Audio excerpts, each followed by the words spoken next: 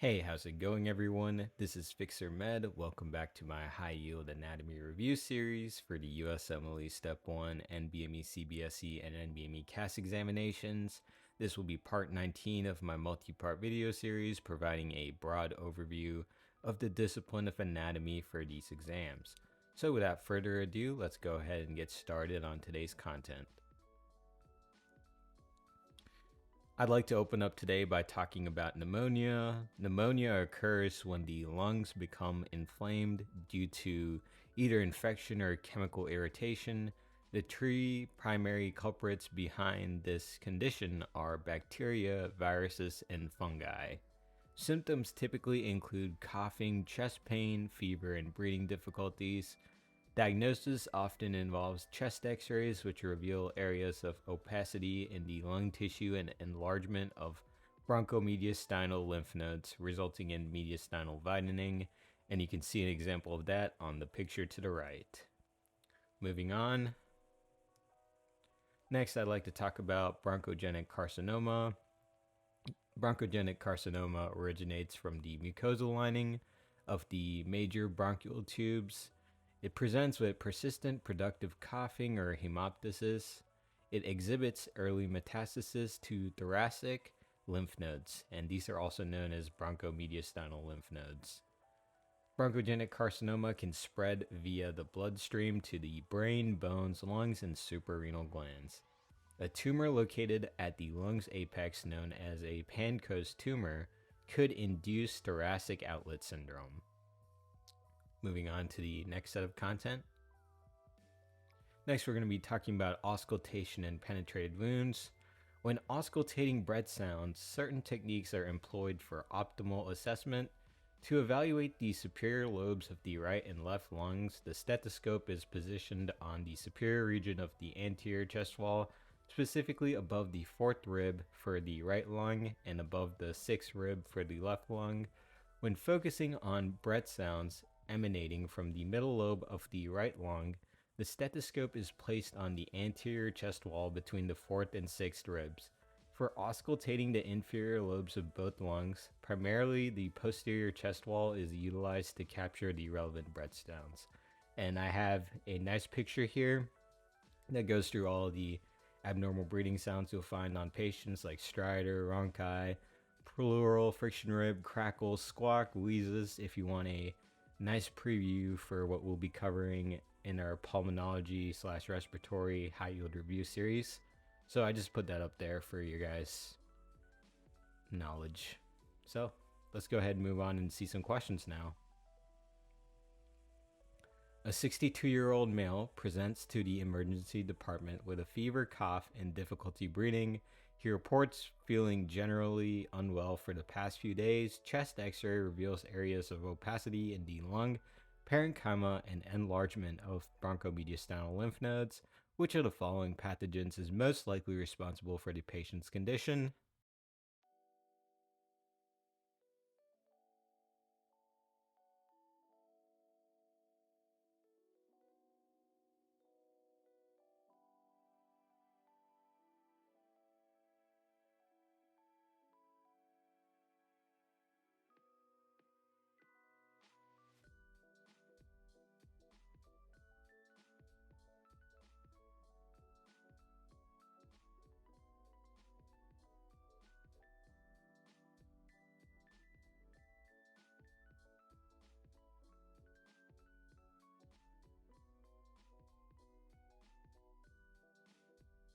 Alright, I think I gave you guys enough time here. If you need more time, please feel free to pause the video. Otherwise, moving on now.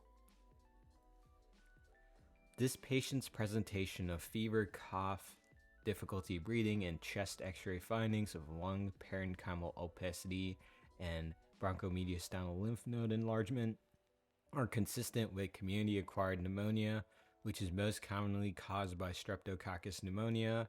This pathogen is a leading cause of bacterial pneumonia in adults, particularly in older individuals.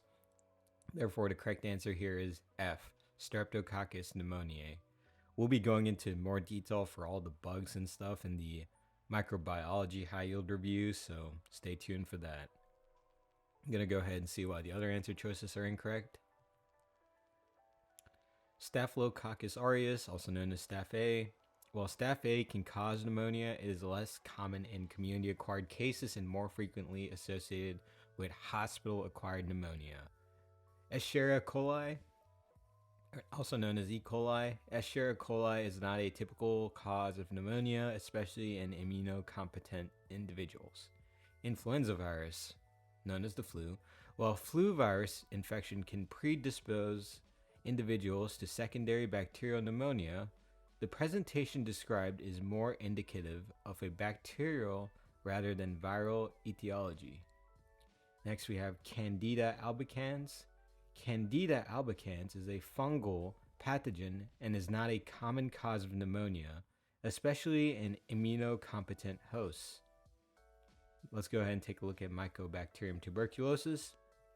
Mycobacterium tuberculosis causes tuberculosis, which typically presents with a chronic cough, hemoptysis, weight loss, and night sweats. The acute presentation described in the question is not consistent with TB. Alright, now that we've covered that, let's go ahead and move on to the next question.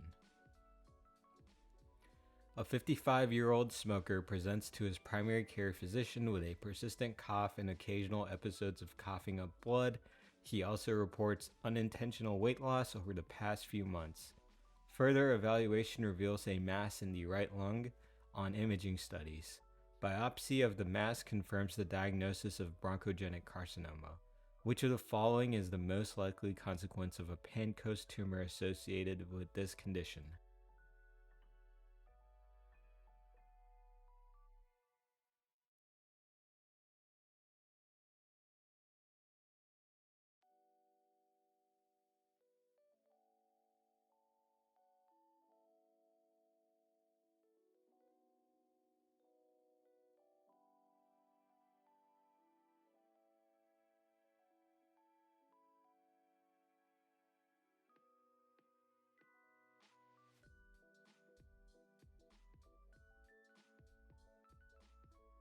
Alright, think I gave you guys enough time here. Moving on to see the answer now. If you need more time, please feel free to pause the video. If not, moving on now. A Pancoast tumor is a specific subtype of bronchogenic carcinoma located at the lung's apex, involving the brachial plexus and sympathetic ganglia. Compression of the sympathetic chain can result in Horner syndrome, characterized by ptosis, meiosis, anhidrosis, and anaptolamosis on the affected side. Therefore, the correct answer is C, Horner syndrome. Let's go ahead and see why the other answer choices are incorrect here. Pleural effusion. While pleural effusion can occur in bronchogenic carcinoma, it is not specifically associated with a Pancoast tumor. Superior vena cava syndrome. Compression of the superior vena cava by a tumor mass can lead to superior vena cava syndrome, but this is not a characteristic feature of a Pancoast tumor. Pericardial tamponade. Pericardial tamponade is not typically associated with a Pancoast tumor. It may occur in advanced cases of malignancy, but is not specific to this type of tumor. Cushing syndrome. Cushing syndrome results from excess cortisol production, often due to adrenal tumors or exogenous corticosteroid use. It is not typically associated with bronchogenic carcinoma or Pancoast tumors. Hypercalcemia. Hypercalcemia can occur in certain types of cancer, including lung cancer, but it is not a characteristic feature specifically associated with Pancoast tumors. Let's go ahead and go to the next question. During a physical examination, a medical student is instructed on the proper technique for auscultating breath sounds in different regions of the chest. Which of the following statements accurately describes the appropriate placement of the stethoscope for assessing breath sounds from the middle lobe of the right lung?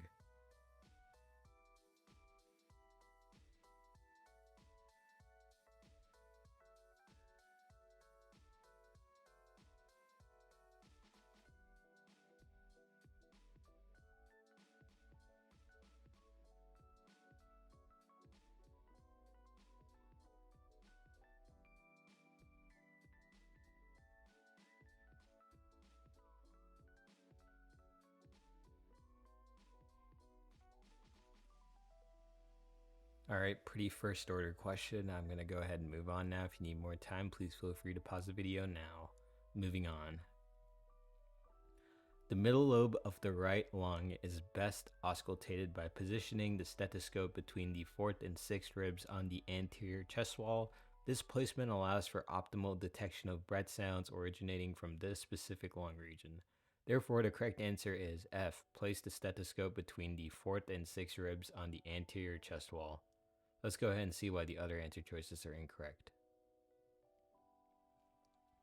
Position the stethoscope above the 4th rib on the anterior chest wall. This placement is more appropriate for auscultating breath sounds from the superior lobes of the lungs, not the middle lobe of the right lung. Place the stethoscope between the 5th and 7th ribs on the posterior chest wall. This placement is not specific for auscultating the middle lobe of the right lung and is more commonly used for assessing breath sounds from the inferior lobes of the right lungs. Or inferior lobes of the lungs, not right lungs, sorry. Position the stethoscope above the 6th rib on the anterior chest wall. This placement is too low and would not adequately capture breath sounds from the middle lobe of the right lung. Place the stethoscope between the 2nd and 4th ribs on the posterior chest wall. This placement is too high and would not capture breath sounds from the middle lobe of the right lung. Position the stethoscope below the 2nd rib on the anterior chest wall. This placement is too high and would not capture breath sounds from the middle lobe of the right lung. So that will do it all for the video today. If you have any questions, comments, or concerns, please feel free to leave them in the comment section below. We'll be going more into detail of pulmonology anatomy and the pulm/respiratory review series, so stay tuned for that.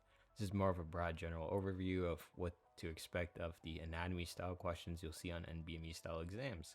So, if you like this type of content, as always, be sure to leave a like and subscribe for more videos like this. And this is FixerMed signing off. Be sure to have a great day, everyone, and good luck studying. Goodbye.